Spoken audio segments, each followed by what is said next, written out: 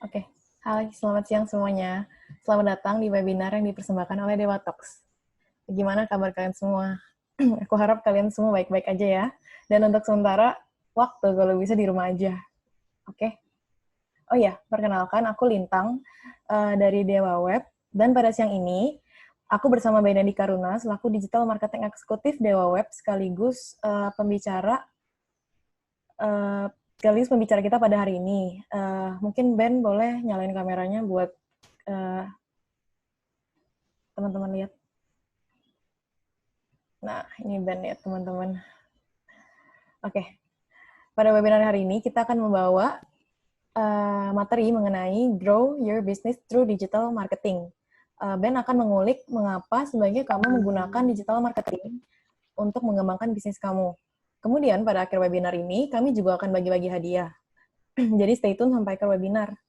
Jika kalian memiliki pertanyaan terkait materi yang dibawakan oleh Ben pada hari ini, kalian bisa langsung chat di kolom chat atau di box Q&A yang ada di bawah. Pertanyaan kalian akan kami pilih dan kami jawab pada saat sesi Q&A.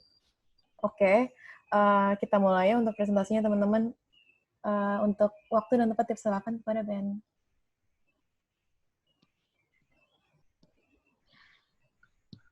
Oke. Ya, terima kasih ya untuk semua para partisipan yang sudah hadir. Hari ini saya akan membawakan sebuah topik berjudul Grow Your Business Through Digital Marketing. Nah, perkenalan sedikit. Nama saya Benedi Karuna, selaku Digital Marketing Eksekutif di Dewa Web. Boleh panggil Ben aja. Nah, sebelumnya,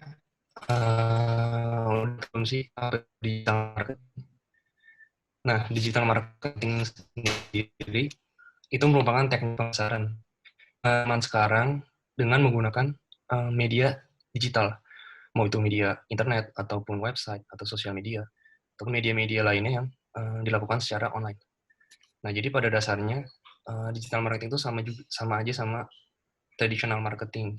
Yang jadi pembeda itu medianya aja, karena kita melakukan marketingnya secara online seperti itu. Nah, berikut merupakan 4 alasan kenapa sih kalian harus coba digital marketing untuk mengembangkan bisnis kalian. Nah, kita mulai nih dari yang pertama.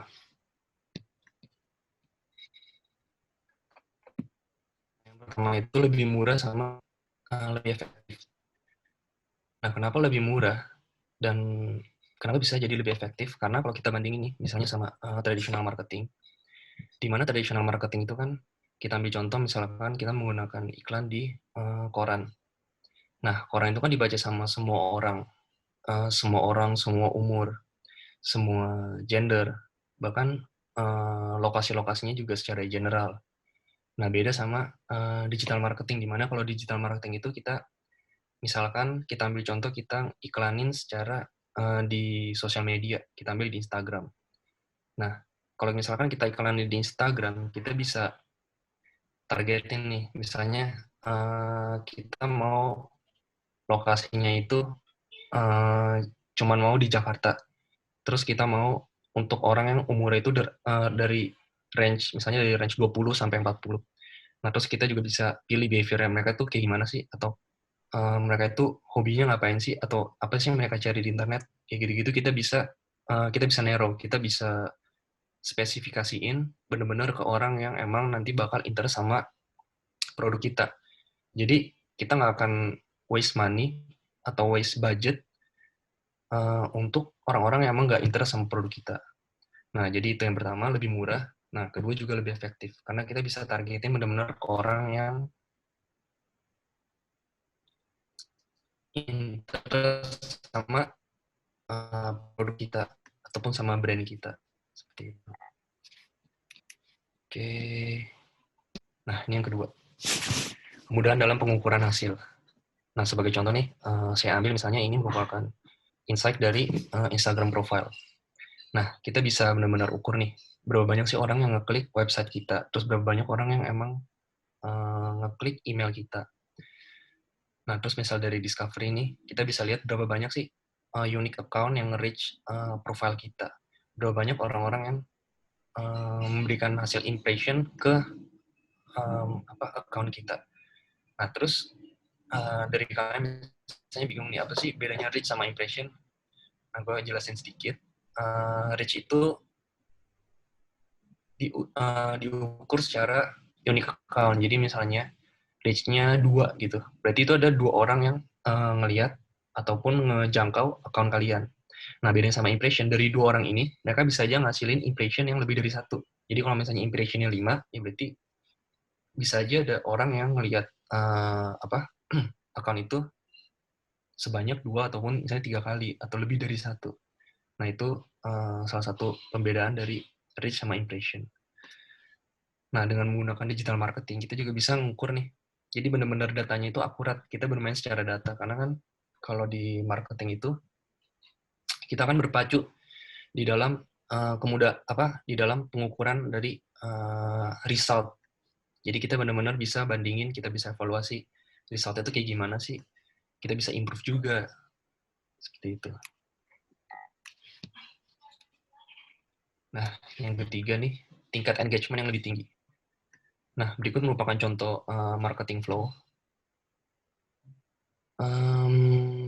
Yang simpelnya itu, kalian udah tahu belum kalau misalkan audiens itu kan ada, bisa dibilang itu ada 2. Yang pertama itu warm audience sama cold audience. Nah, bedanya itu, kalau cold audience itu benar-benar belum interest ataupun mengenal produk kalian. Nah, sementara kalau misalkan warm audience itu untuk orang-orang yang emang udah ada ketertarikan ataupun udah mulai tertarik untuk membeli ataupun mencoba dari produk kalian. Nah, berikut merupakan contoh dari tingkat engagement ya. Nah, pertama ini ada strangers. Strangers itu untuk orang-orang yang emang belum kenal nih produk kalian tuh apa sih, atau mereka belum tahu merek kalian, belum pernah ketemu sama sekali gitu. Untuk mereka menjadi visitor dari bisnis kalian. Caranya ya contohnya dengan blog, lalu sosial media, lalu dari keywords di Google, lalu dari page website kalian. Nah, sehingga dari yang tadinya cuma strangers, mereka bisa jadi visitor untuk bisnis kalian. Nah, setelah mereka jadi visitor, mereka ini belum tentu nih mau jadi customer kalian. Nah, di sini kalian bisa gunain cara yaitu educate sama engage mereka lebih lagi. Nah, caranya gimana sih? Caranya tuh mulai dari call to action. Call to action itu misalkan yang gampangnya itu landing page atau form. Jadi misalkan kita kasih mereka form ataupun satu landing page website, di mana mereka bisa kasih fill data-data mereka. Kita mungkin bisa kasih mereka kayak seperti ebook ataupun promo ataupun artikel-artikel yang berguna buat mereka, sehingga nanti dari data yang mereka kasih nih, mereka bisa menjadi leads untuk bisnis kita. Nah, setelah mereka menjadi leads, kita bisa bikin mereka menjadi customer dengan cara kita nge-build relationship sama mereka. Nah, contohnya dari email. Kita bisa kirim email-email sales ataupun email-email promosi, sehingga mereka tuh udah ketertarikannya lebih lagi untuk coba ataupun membeli produk kita. Seperti itu. Jadi cuma lihat punya data mereka, kita ambil sama itu nggak berhenti di sana pokoknya. Kita masih bisa naikin tingkat engagement itu ke promoters dengan cara kita membuat satu sebagai contoh misalnya dari sosial media ataupun email. Jadi kita kasih pelayanan terbaik kita kasih jangan sampai relation itu terputus. Jadi kita tetap maintain relation kita dengan baik sehingga mereka tuh yang tadinya cuma customer, mereka bisa mempromosikan produk-produk kita seperti itu. Dengan catatan yang pastinya produk kita juga kualitasnya juga harus baik sehingga mereka mau mempromosikan produk kita tanpa kita harus kayak dengan cara apa sih, atau dengan cara kita mungkin kasih bonus khusus, nanti mereka dengan sendirinya pasti akan ngepromosin produk-produk kita. Oke, lanjut. Nah, yang terakhir nih, audiensnya lebih banyak. Nah, ini udah pasti ya. Kalau kita lihat dari data di bulan Januari nih, tahun 2020, nah, dengan total populasi 7,75 billion, pengguna internet itu ada 4,54 billion di seluruh dunia. Nah, kesimpulannya dari data ini merupakan semua orang itu udah pakai internet zaman sekarang. Semua orang udah pakai sosial media. Semua orang cari informasi itu udah di internet. Semua orang belanja pun udah di internet. Mulai dari online shopping, bahkan beli makanan, terus transportasi, semuanya itu udah menggunakan internet. Apalagi kalau kita lihat dengan adanya pandemi sekarang, semua orang udah benar-benar beralih ke internet untuk segala kebutuhan mereka. Jadi sebenarnya udah nggak aneh lagi kalau setiap bisnis ataupun setiap usaha-usaha itu beralih ke digital marketing untuk mengembangkan bisnis mereka. Seperti itu.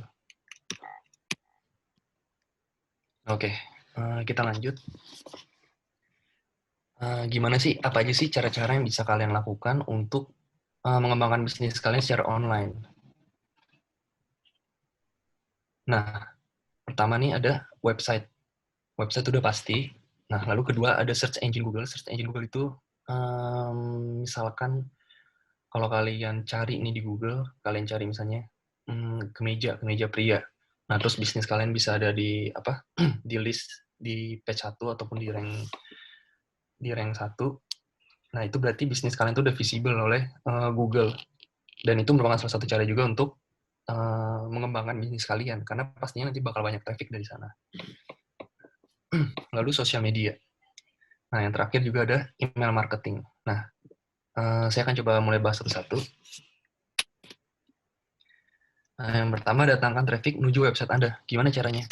Nah, yang pertama buat website. Buat website itu udah pasti wajib. Kalau misalkan kalian mau mendatangkan traffic dari Google ataupun dari SEO atau SEM.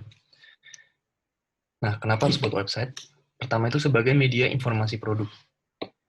Nah, jadi kalau misalkan kalian punya jualan ataupun jasa, kalian bisa taruh semuanya itu di website kalian. Kenapa harus di website kalian? Karena setiap orang itu bisa mengakses website kalian 24 jam dan dari lokasi manapun. Jadi bakal sangat efektif dan less expensive dari yang biasa kalian lakukan kalau misalnya kalian buka toko ataupun buka secara offline. Karena kalian yang pertama itu bisa diakses 24 jam dan kedua kalian nggak terbatas sama lokasi tempat. Jadi kalau misalkan kalian buka toko, kalau kalian buka di Jakarta ya orang-orang sekitar Jakarta aja yang bisa akses toko kalian. Sementara kalau secara online, kalian bisa mengakses itu diakses secara worldwide. Seperti itu. Nah, yang kedua itu media analisa market.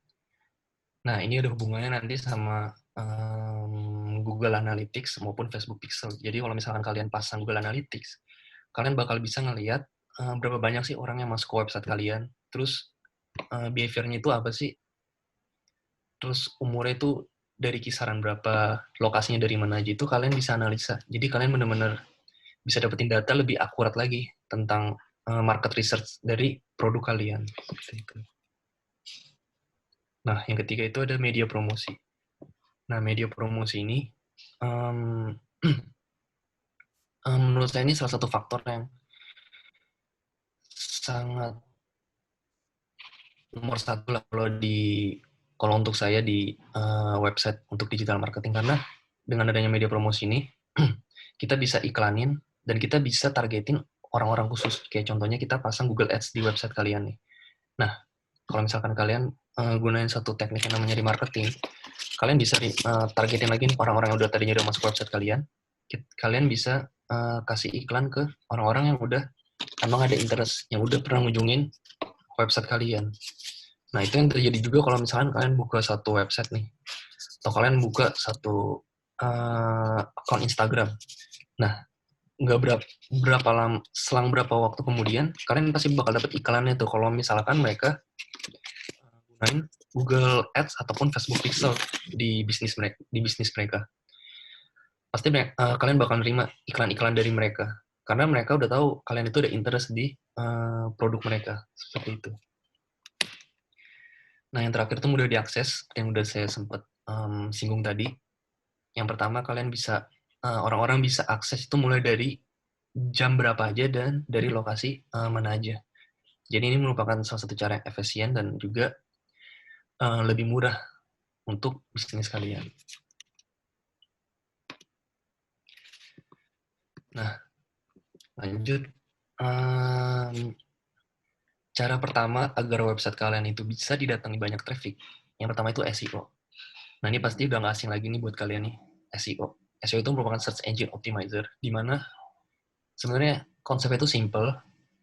Kita ngebuat website kita itu benar-benar terstruktur rapi, sehingga Google itu bisa ngedata website kalian itu lebih gampang.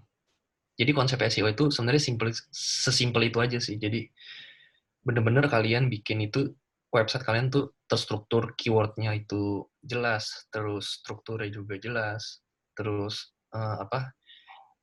image-nya itu relevan seperti itu. Jadi Google itu bisa lebih gampang untuk ngerank website kalian kayak gitu.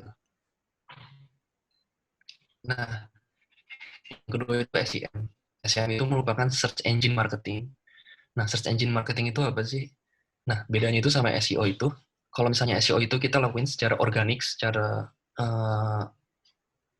ambillah secara free, nggak berbayar. SEM itu secara berbayar. Jadi kita menggunakan satu fitur dari Google, yaitu Google Ads, di mana kita iklanin website kita sehingga bisa ada di rank 1 Google. Jadi kalau misalkan kalian saya kasih contoh misalnya kayak gini. Nah, kalian misalnya cari content writer keywordnya di Google. Nah, dua yang paling atas ini merupakan search engine marketing, yaitu Google Ads, di mana mereka bayar untuk iklanin website mereka sehingga mereka bisa ada di atas. Nah, sementara yang bawahnya ini, ada si yotmanual.com sama deop.com. Nah, ini merupakan SEO, yaitu secara organik. Jadi benar-benar page ataupun artikel itu dibuat sebagus mungkin secara SEO agar bisa ada di tampilan atas di rank 1 ataupun rank atas oleh Google seperti itu. Nah, kita bahas lebih lanjut lagi nih untuk SEO. Nah, gimana sih caranya? Kalau misalkan kalian benar-benar masih baru nih, gimana sih caranya website kalian tuh bisa ada di rank atas di Google Page gitu? Nah, yang pertama harus diperhatiin itu fokus keywordnya. Jadi kalau misalkan kalian jualan,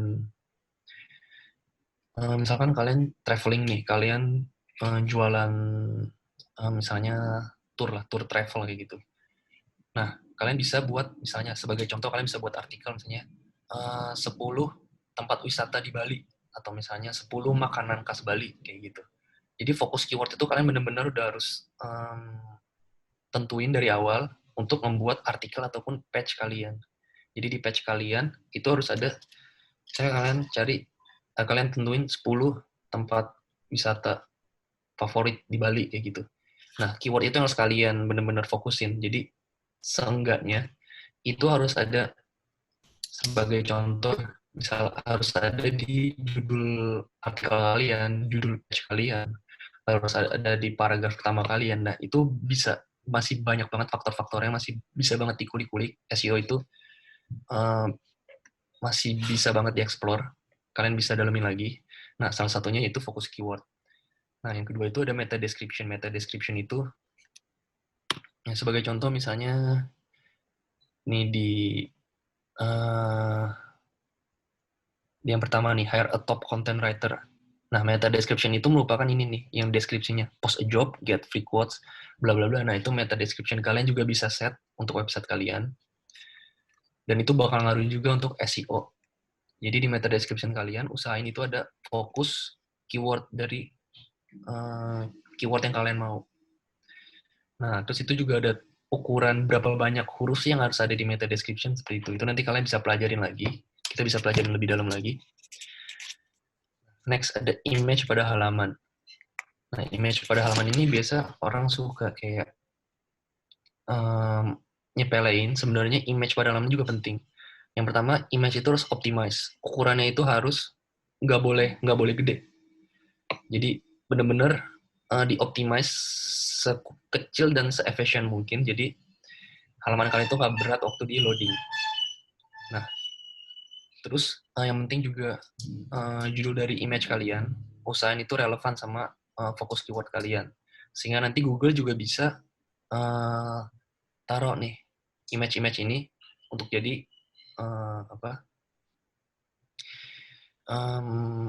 perbandingan untuk mereka taruh website kalian di halaman atas. Nah, yang terakhir, kalian bisa gunain plugin seperti Yoast. Kalau misalnya kalian pakai WordPress, ada plugin-plugin tertentu yang bisa bantu kalian untuk ningkatin SEO.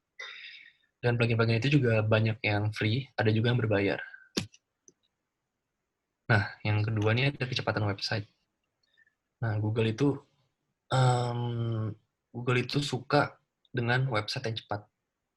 Nah, ini berlaku juga untuk visitor dari website kalian. Baik Google ataupun orang-orang pasti suka website yang cepat. Dan ada data juga kalau misalkan 53% dari pengunjung ataupun dari orang-orang yang mau visit website kalian bakal ninggalin website kalian kalau website kalian itu di load lebih dari 3 detik. Jadi ini salah satu faktor yang penting juga untuk kalian ngelihat nih, website kalian udah cepet belum sih? Terus website kalian itu udah mobile friendly belum sih? Kayak gitu. Nah, untuk kecepatan website sendiri, kalian bisa cek di www.gtmetrics.com. Di situ kalian bisa ngecek apa aja sih yang kira-kira yang jadi penghambat sehingga website kalian itu kecepatannya kurang kayak gitu. Nah, terus itu juga ada pengaruh dari hosting provider kalian. Terus dari yang tadi udah sempat saya singgung kayak misalnya image kalian, lalu konten-konten kalian, itu semua harus dioptimize sehingga bagus untuk secara SEO-nya. Gitu. Nah, yang kedua, bukan yang kedua ya, udah yang kesekian nih, SEM atau Search Engine Marketing. Nah, Search Engine Marketing itu seperti yang udah saya sempat bahas. Jadi, kita sebagai pemilik bisnis ataupun pemilik usaha, kita beriklan di Google sehingga nanti website kita itu bisa ada di rank atas oleh Google. Nah, ini juga banyak banget yang bisa dieksplor, mulai dari Google Search. Google Search itu kan kayak seperti ilustrasi yang ini. Jadi, misalkan kalian cari kemeja pria kayak gitu. Nah, nanti orang-orang yang udah ngeset keyword kemeja pria, orang-orang yang udah iklanin website mereka untuk kemeja pria itu bakal muncul tuh di atas-atas. Karena mereka menggunakan Google Search. Kayak gitu. Terus yang kedua ada Google Display Network. Google Display Network itu kalau misalnya kalian masuk nih ke satu website terus banyak banner-banner iklan. Nah, itu merupakan salah satu hasil dari Google Display Network, itu merupakan iklan yang dikelola sama Google kayak gitu. Nah, selain itu ada juga YouTube Ads. Nah, itu juga merupakan salah satu SEM ataupun salah satu iklan yang dikelola sama Google Ads kayak gitu. Nah, nanti kita bisa bahas lagi lebih banyak lagi. Ini saya akan bahasnya secara general aja. Oke, kita lanjut nih ke social media marketing. Nah, ini juga penting banget karena semua usaha maupun semua brand mereka udah pasti pakai social media. Dan bahkan banyak dari usaha-usaha startup mereka itu mulai dari social media, baru mereka lanjut ke misalnya website ataupun email marketing kayak gitu. Nah, kenapa sih kita harus mulai dari sosial? Kita harus punya sosial media untuk usaha-usaha ataupun bisnis kita. Nah, yang pertama Facebook. Facebook itu udah ada 67 juta pengguna di Indonesia. Nah, untuk Instagram itu udah ada 56 juta pengguna. Nah, dari oke lah kita ambil contoh kayak semua orang di sini nih yang misalnya yang lagi nonton nih pasti kan punya namanya Instagram sama Facebook.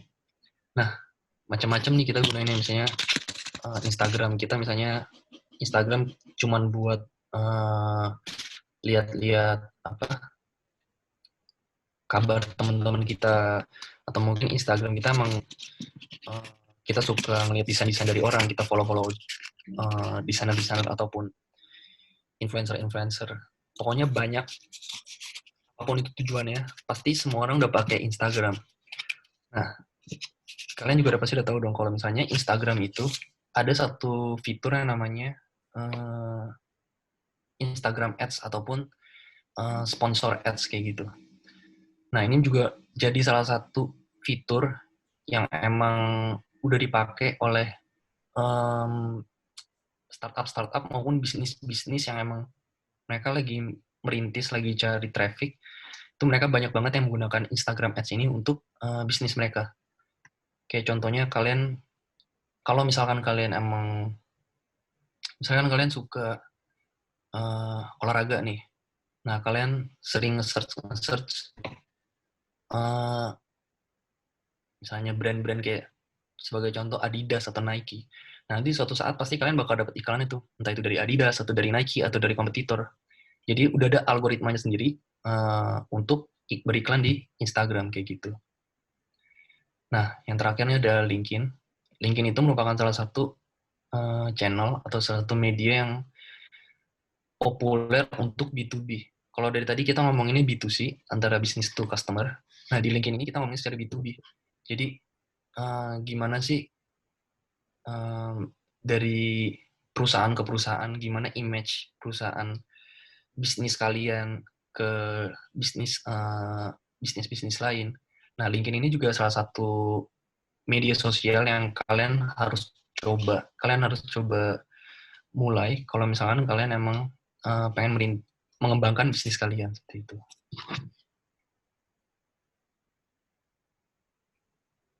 Oke. Nah, ini merupakan beberapa tips untuk sosial media nih, karena banyak banget brand-brand ataupun bisnis-bisnis yang emang mereka nih pengen coba memulai bisnis mereka ataupun memulai akun sosial media mereka, tapi mereka bingung apa sih yang mesti dilakuin. Pertama dari saya, jangan hard sell dulu, tapi coba soft sell. Nah, apa itu hard sell, apa itu soft sell?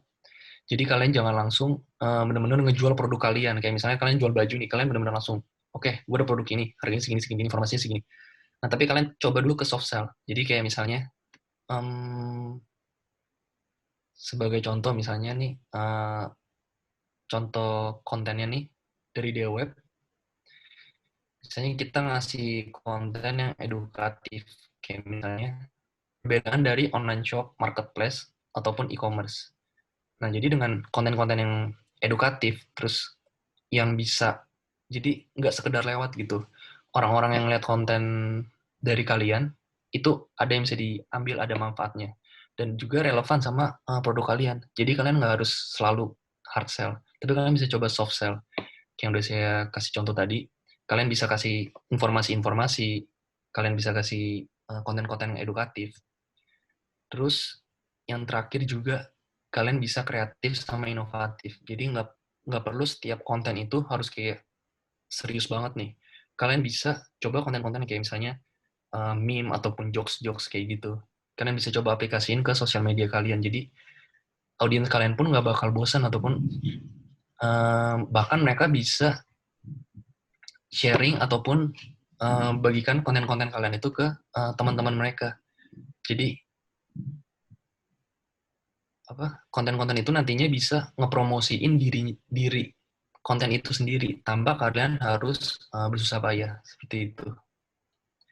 Nah, terus yang tambahan nih, kalian juga bisa engage custom audience kalian. Misalnya dari IG story, kalian bisa bikin poll atau kalian bisa bikin Q&A ataupun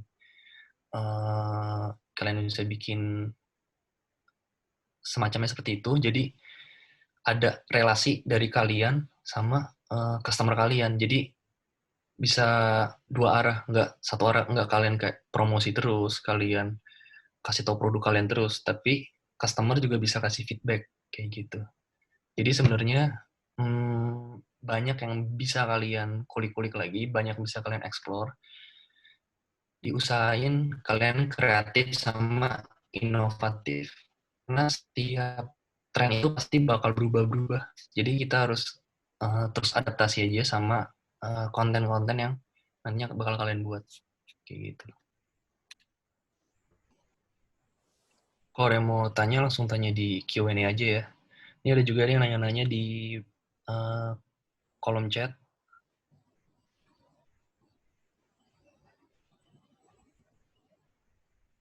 Iya, nggak apa-apa. Di kolom chat juga nggak apa-apa. Nah, ini ada pertanyaan nih, misalnya dari Nana Kusuma. Bagaimana cara efektif untuk mengconvert follower atau post engagement sosial media menjadi traffic di website? Nah, caranya ada beberapa. Dan sebenarnya bukan cara yang wajib ataupun aturannya harus begini nih. Tapi sebenarnya balik lagi ke masing-masing.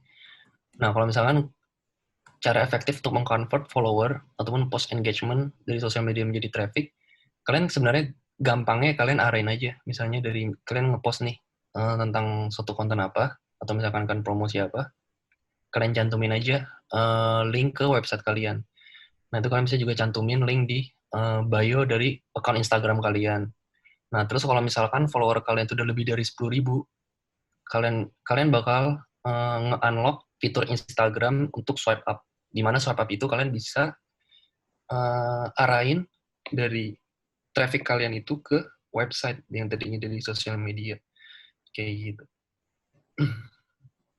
Oke, semoga menjawab. Oke, pertanyaan selanjutnya. Terus ada pertanyaan lagi nih dari Khalid. Untuk account IG yang baru, bagaimana cara mendapatkan follower tanpa ads? Nah, ini emang gak gampang untuk account IG baru. Sebagai contoh yang kayak saya kasih sih, jadi kalian bikin konten itu jangan langsung hard selling, tapi kalian coba soft selling dulu. Kalian kasih info-info ataupun kalian kasih konten-konten yang emang edukatif, yang emang berguna, bermanfaat untuk follower-follower kalian.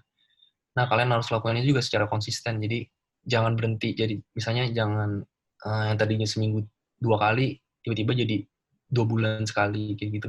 Yang penting konsisten aja sih. Pasti lama-kelamaan bakal naik. Dan kalian bisa gunain channel-channel kalian lainnya. Kayak misalkan di IG baru nih, tapi kalian punya website yang traffic-nya udah gede. Kalian bisa promosiin account Instagram kalian di website kalian.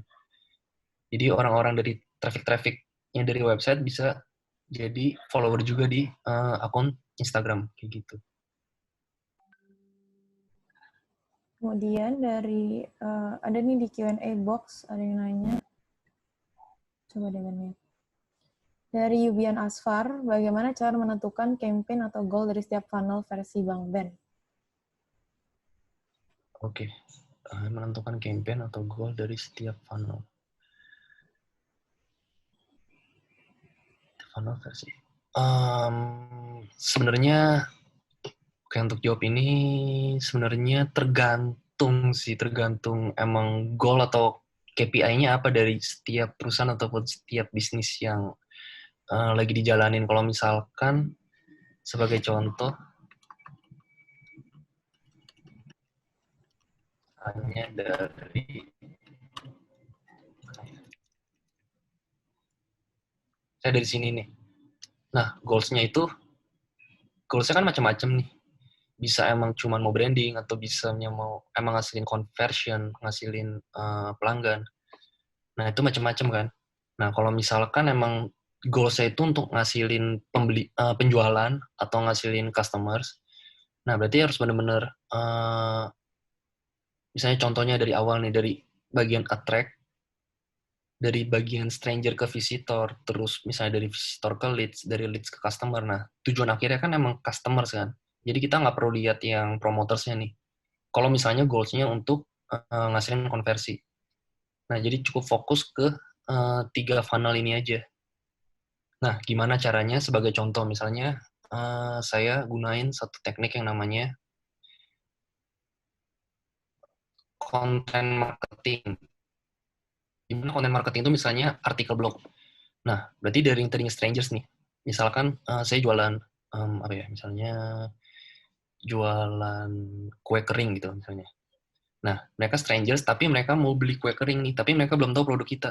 Ya kita bisa bikin misalnya blog ataupun page di mana saya sebagai contoh, saya buat satu artikel tentang kue kering di bulan Imlek gitu. Dengan fokus keyword dan emang SEO-nya udah benar-benar pas gitu. Nah, nanti tadinya mereka cuma masuk ke page kita nih, yang cuma jadi visitor, tapi mereka kan out lagi tuh. Mereka nggak langsung jadi customers. Nah, setelah mereka jadi visitor ini, mereka udah masuk ke website kita. Nah, dari situ saya lakuin lagi nih namanya misalnya SEM, saya iklanin remarketing. Jadi saya benar-benar kasih iklan ke orang-orang yang udah masuk ke website kita, saya kasih misalnya kasih diskon khusus atau kasih promo khusus kayak gitu. Jadi sehingga yang tadinya mereka cuma visitor, mereka bisa sampai jadi customers. Jadi emang tergantung goals-nya apa. Dari goals itu kita bisa tentuin strateginya gimana sih biar kita bisa nentuin goals-nya. Misalnya goals-nya ada penjualan harus mencapai segini kayak gitu. Jadi tergantung balik lagi ke masing-masing. Tapi salah satu contohnya seperti itu kayak gitu. Semoga menjawab untuk Yubian. Oke, ini ada pertanyaan lagi dari Nana Kusuma. Berapa persen idealnya follower sosial media menjadi traffic di website? Berapa persen idealnya follower sosial media menjadi traffic di website? Berapa persen idealnya ya follower sosial media? Sebenarnya nggak ada acuan khusus karena balik lagi ke bisnis modelnya masing-masing. Kayak misalnya untuk bisnis model yang konvensional atau kuno, biasa mereka sosial medianya juga nggak, followersnya nggak tinggi-tinggi banget, tapi transaksi mereka di website itu cukup tinggi kayak gitu. Terus misalkan untuk startup zaman sekarang yang emang mereka tumbuhnya itu di sosial media, sementara di website mereka sendiri ya trafficnya ya biasa aja atau bisa dibilang dikit. Jadi idealnya nggak tergantung bisnis modelnya lagi sih. Nggak ada acuan khusus sih kayak gitu. Tergantung bisnis model sama tergantung ya tergantung, yang pertama tergantung bisnis model ya kayak gitu. Oke, thank you. Selanjutnya ada dari Erlangga Agung. Kalau mau buat web toko online harus pakai software apa ya selain punya website? Thanks. Nah, kalau misalkan mau buat toko online, kalian bisa pakai yang namanya WordPress.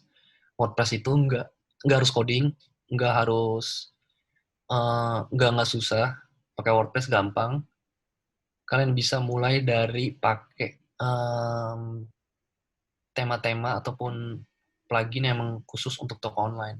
Nah, sebagai contoh, kalau misalkan kalian beli hosting di dia web, itu kita juga udah paketin sama WordPress, sama premium themes, kayak gitu-gitu. Itu kita udah kasih gratis. Kalian bisa coba cek di paket Warrior ke atas. Kita kasih uh, tema instan di instan itu, kalian tinggal akan dibantu juga oleh Ninja Support kita. Kalian tinggal set aja, itu gampang kok. Tinggal klik-klik aja, drag and drop, sama kalian set-set informasi-informasi produk kalian. Nggak harus coding, nggak harus susah-susah, pokoknya gampang itu. Jadi nggak perlu pakai software macam-macam, tinggal pakai WordPress sama plugin yang sesuai aja. Gitu. Oke. Itu ada pertanyaan dari Titin Indriastuti. Strategi apa yang paling efektif untuk menambah followers di sosial media? Strategi yang paling efektif. Yang paling efektif. Versi Ben mungkin. Paling efektif giveaway. Giveaway sama giveaway sama kayak hadiah-hadiah gitu. Kayak misalnya kalau kalian pernah ikutan giveaway, mention teman kalian, terus komen di kolom komentar gitu-gitu, tuh efektif banget untuk nambahin follower di sosial media. Tapi belum tentu followernya itu relevan sama bisnis kalian. Jadi paling itu aja yang dipertimbangin. Tapi yang paling efektif giveaway. Oke, terjawab. Oke, lanjut. Titin. Pada Ini nanya mengenai website ini dari Almondia Iput. apakah ada jaminan untuk domain yang sudah jadi milik kita dan kita bayar tidak disalahgunakan pihak lain? Bagaimana cara kerjanya untuk hal ini? Terima kasih. Kalau misalkan domain itu dibeli sama masnya, udah pasti domain itu bakal jadi milik mas, jadi nggak bakal disalahgunakan sama pihak lain. Seperti itu.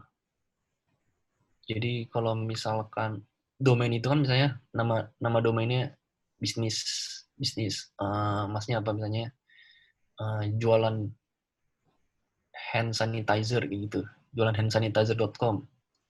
Nah otomatis ya itu domainnya kalau mas udah daftar jadi punya mas, nggak bakal bisa dipakai oleh orang lain kayak gitu. Bisa cek aja di www.com/domain strip murah untuk cek-cek domain-domain yang available sama ketentuan-ketentuan dari penggunaan domain. Oke, ada lagi kira-kira pertanyaan? Ini ada di Q&A box dari Nurrahman Gustiarto. Ini tanyanya mengenai pembukaan Baca deh. website juga. Kalau WordPress, tools SEO seperti Yoast, apakah sangat berpengaruh untuk saat ini di market search engine Indonesia? Karena dasarnya Yoast kan berbahasa Inggris. Sangat berpengaruh, lumayan berpengaruh. Karena saya sendiri juga pakai Yoast, dan itu bukan masalah search engine-nya aja, tapi mereka tuh bisa kasih rekomendasi-rekomendasi kayak misalnya untuk keyword ini harus ada di mana aja, harus ada di URL, harus ada di paragraf utama, terus penggunaan itu harus berapa banyak, terus image ini belum ada judulnya belum sesuai, terus misalnya kira-kira apa lagi yang bisa diimprove kayak gitu-gitu dari Yoast. Dan yang versi free juga udah cukup membantu banget sih. Untuk seenggaknya bisa ada di page utama. Kalau misalkan emang blognya itu bagus, nggak ada yang disalah-salah gunain atau apa, emang dibuat emang secara secara konten itu bagus, pasti bisa sih. Jadi Yoast itu lumayan berpengaruh. Oke, terima kasih. Oke, kira-kira ada pertanyaan lagi? Dua atau tiga pertanyaan terakhir. Sebelum nanti kita akan lanjut ke pertanyaan berhadiah dari Deweb. Bakal ada hadiah khusus. Iya, betul banget. Nah, ini ada pertanyaan lagi dari Widi. Bagaimana cara mengukur kesuksesan di SEO analis atau spesialis? Kesuksesan di SEO. Kesuksesannya itu paling gampangnya dilihat aja dari rank website sama dari peringkat berapa page-nya itu udah improve dari sebelumnya kayak gitu. Jadi misalkan kalau kayak kalian jualan bisnis atau enggak, saya bisnis misalnya kue kering kayak gitu. Udah bisa belum sih ngalahin kompetitor-kompetitor, atau udah meningkat belum sih rank websitenya misalnya dari cuman page 3 atau 4 akhirnya bisa ke page 1. Karena kan sebenarnya SEO itu sendiri kan untuk search engine optimizer, di mana website itu bisa sesuai dengan apa yang Google mau, sehingga Google bisa taruh di page-page utama sama di rank-rank yang awal. Jadi ukuran kesuksesannya ya sebenarnya benchmarknya dari sana, dari seberapa banyak dia improve, terus ranknya itu meningkat atau enggak. Ya cenderung ke arah sana sih. Oke, terima kasih.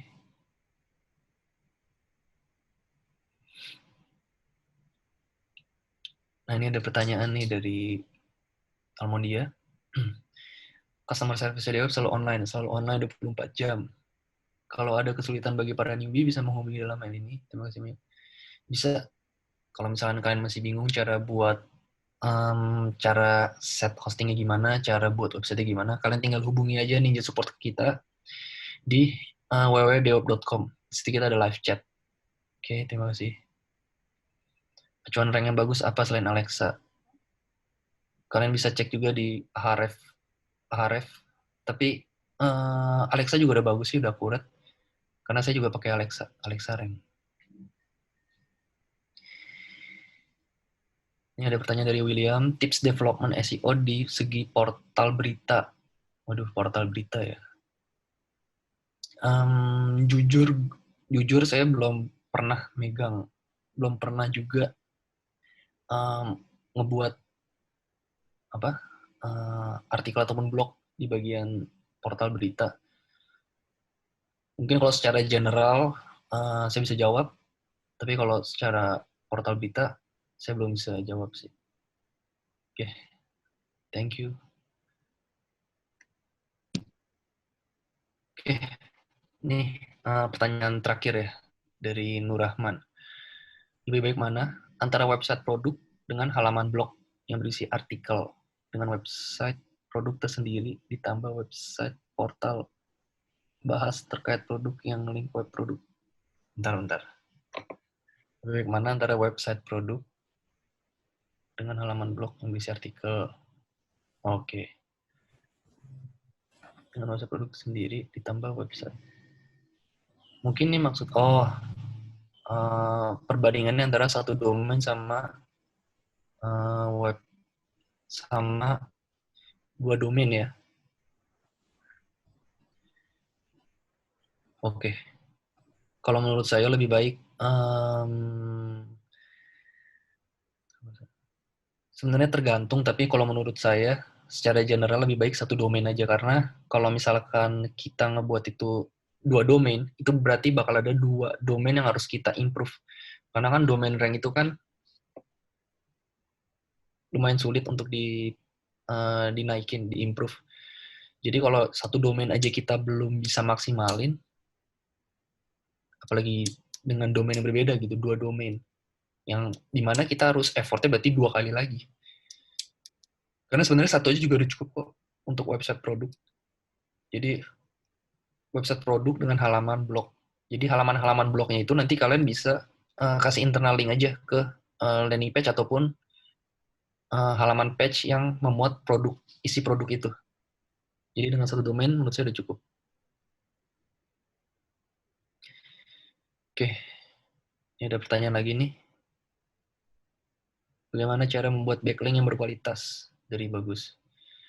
Cara membuat backlink yang berkualitas kalau menurut saya dari kontennya dulu. Kalau kontennya udah berkualitas, otomatis backlink yang direct ke website kalian udah pasti juga berkualitas. Karena pasti kan orang-orang dari website-website lain juga pengen ngasih backlink ke visitor mereka yang emang informasinya itu akurat sama kontennya berkualitas. Jadi sebenarnya balik lagi ke konten.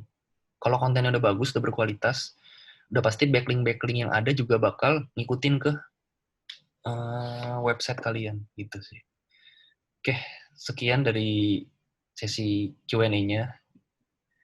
Semoga membantu sama menjawab ya untuk para penanya.